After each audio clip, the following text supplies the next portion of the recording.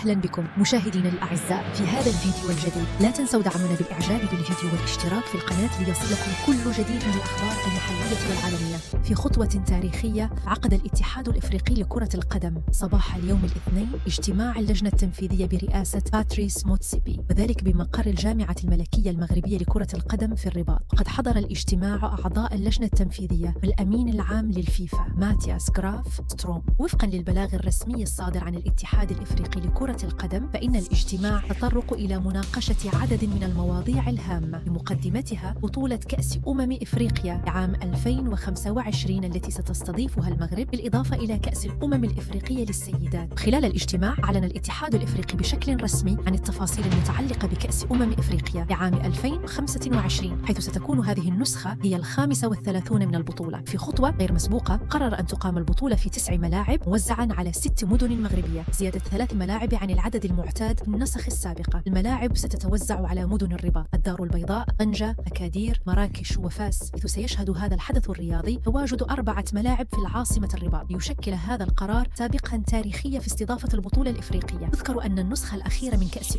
إفريقيا كانت قد شهدت استخدام 6 ملاعب فقط، وذلك بعد زيادة عدد المنتخبات المشاركة من 6 إلى 24 منتخبا. نشكركم على وقتكم. تابعونا دائما للحصول على أحدث الأخبار عبر قناة النبض الإخباري.